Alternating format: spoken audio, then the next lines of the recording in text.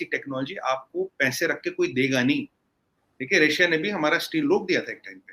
आप पैसे रखे, आज चाइना के पास पैसा नहीं है क्या? चाइना को कोई टेक्नोलॉजी देने को तैयार है? नहीं बने को हाथ जुगाड़ गाड़ी खुद ही अपनी कुछ-कुछ फिटिंग करके वो जुगाड़बाजी है, तो किसी का गियर बॉक्स, किसी का इंजन, किसी की चेसिस जोड़-जोड़ के कुछ-कुछ बनाते रहते हैं।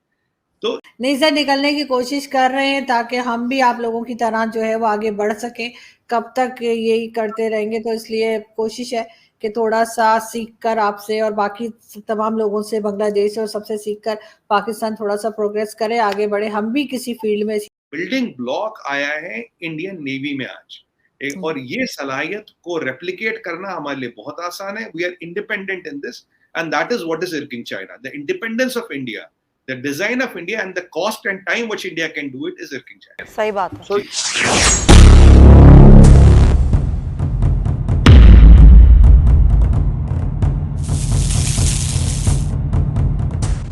देखिए नेवी में हमारे क्रॉस होता था, ये मतलब आप इसको क्या है क्या नहीं उसमें नहीं जाते। ये एक ब्रिटिश एरा का एक इंपीरियल साइन था, तो इसको पहले बदला गया। अब अगर आप देखें तो हमें इंडियन फ्लैग है और आप एक हमारा अशोक चक्र एक एंकर उल्टा और एक नेवी का जो हमारा वाक्य है दैट इन इसका हिंदी में मतलब है let the god of sea be kind to us. समुद्र देवता हम पे कृपा करे, क्योंकि हमारे अनुसार समुद्र देवता वरुण होते हैं। वरुण देवता हम पे कृपा करे। और अब एक चीज उसमें एक आज जो चेंज है, एक ब्लू कलर आया और आपने देखा होगा एक हेक्सागनल 8 2 रिंग्स बाहर हमने डाली। अब इसकी रेलेवेंस है, ये जो हेक्सागनल रिंग्स है छत्रपति शिवाजी महाराज का सिंबल। अब Chhatrapati Shivaji Maharaj is considered to be the father of Indian navy. अब आप बोलेंगे नेवी तो भाई चोलाओं के टाइम से थी, उससे पहले से भी चोलाओं के टाइम से आ रही, तो व्हाट इज शिवाजी का, छत्रपति शिवाजी महाराज का रोल क्या है इसमें? देखिए छत्रपति शिवाजी महाराज पहले ऐसे राजा थे जिन्होंने अपने टाइम में 500 जहाजों का आर्मड़ा बनाया था। 500 जहाजों को और हजारों लाखों सेलर ट्राइन किए थे। इतना बड़ा आर्मड़ा किसी का नहीं था, इतने ज्यादा सेलर किसी नहीं थे। उन्होंने कैनन्स और तोपें लगाई थी अपने शिप्स पे। वो शिप छोटे थे अगर हम ब्रिटिश शिप से पुर्तगाली शिप से बार्टर करें, पर उनको टक्कर देने की पूरी सलाहियत रखते थे। तो छत्रपति शिवाजी महाराज का तब विजन था, मतलब आज से इतने सौ करीब 400-500 साल पहले, भाई नेवल फ्रंटियर इंडिया का वल्नरेबल है, यहाँ से अटैक हो सकता है, इसको सेफ गार्ड करना। अनफॉर्चुनेटली उनकी मृत्यु के बाद जितने बाकी लोग आए बाद में, उनके बाद जो महाराजे बने, उन्होंने उतना ध्यान नहीं दिया उसको। बट ये जो आपको कह रहा हूँ इसका जिक्र खुद इंडियन नेवी का अगर आप डॉक्यूमेंट पढ़ेंगे उसमें भी है।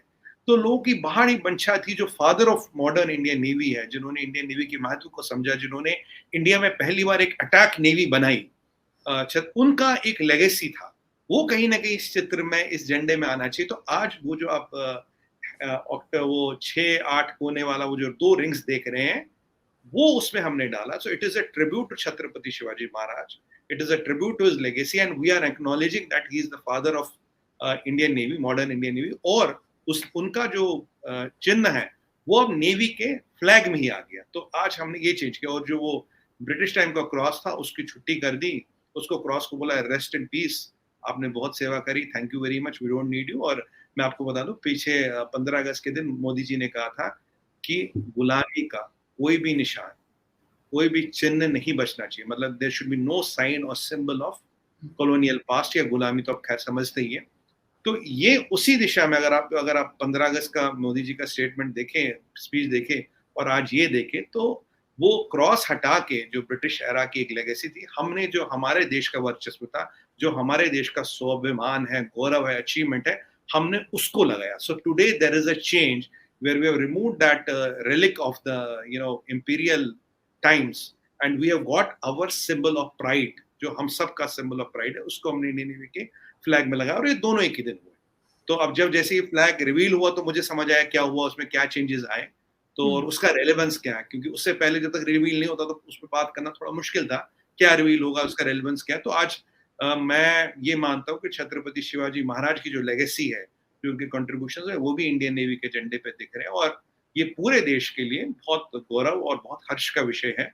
और अपना एयरक्राफ्ट कैरियर तो हमारा आ ही गया है, फ्लोटिंग एयरफील्ड।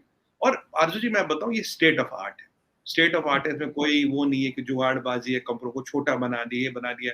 कुछ ऐसे कैरियर होता है जिससे सिर्फ हेलीकॉप्टर्स को, मतलब ना kind of they can only start helicopters, और एंड्योरेंस इसका काफी ज्यादा है, can go very deep into the सी।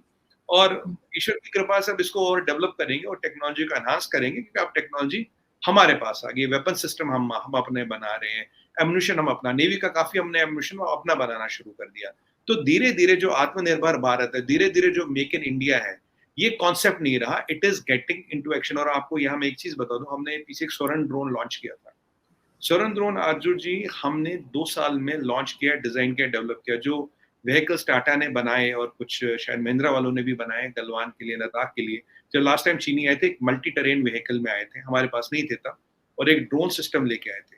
तो हमने 2 साल में ये दोनों चीजें बनाई और हाई स्पीड कॉम्बैट बोट्स भी बना दी।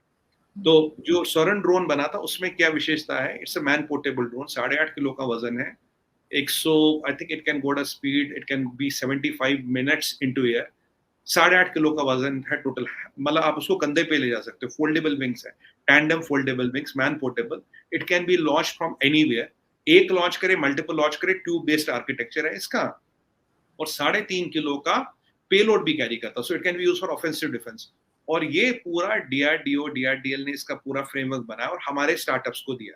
और आरजू जी विश्वास नहीं करेंगे, 5 से 6 महीने में from concept to trials to induction कर दिया, केवल 5 से 6 महीने में it has been inducted.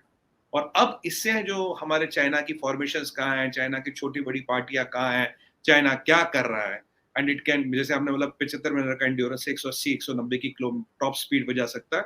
We can have a bird's eye view of China and it is man portable.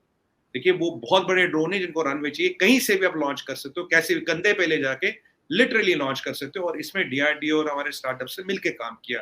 तो एक नया कल्चर शुरू हो रहा है जहां प्राइवेट और गवर्नमेंट की कंपनियां मिलके एक दूसरे को कॉम्प्लीमेंट करते हुए, हाथ से हाथ बढ़ाते हुए बेहतरीन टेक्नोलॉजी नहीं बना रही, बल्कि मिनिमम पॉसिबल टाइम में भी बना रही। So this is the point I wanted to make, and this aircraft carrier and this swarm drones और ये टाटा के व्हीकल्स और combat boats are an example of that. जी बहुत अच्छा लग रहा है सुनकर, और आई होप कि कुछ ना कुछ पाकिस्तान भी इससे सीखे, क्योंकि मेड इन इंडिया तो बहुत हम पहले बहुत सुना करते थे, लेकिन अब जब ये सारी न्यूज़ आती है कि किस तरह से एयरक्राफ्ट लेफ्ट और ये सारी चीज़ें जो आप लोग बना रहे हैं असल में, तो वो देखकर बहुत अच्छा लग रहा है। और हम खुशी का दिन है, क्योंकि अगर मैं देखूं पिछले 1 महीने में ये multi terrain vehicles, combat drone, स्वर्ण ड्रोन्स, एयरक्राफ्ट कैरियर, ये मतलब 1 महीने में सारा। और हमारे नेशनल टीवी पे काफी डिबेट्स और मैं सब में ही था। बट अच्छा क्या लग रहा है, ये अचीवमेंट्स कागज पे नहीं है, they are on the ground and they are up and running and working. मतलब एक बार राहुल गांधी जी ने हमारे बोला है मेक इन इंडिया में क्या शेयर में चक्कर घूम रहे हैं, मतलब आप जानते हैं राजनीतिक कहते हैं, व्यंग कहते हैं हिंदी में ना, तनकीद करना।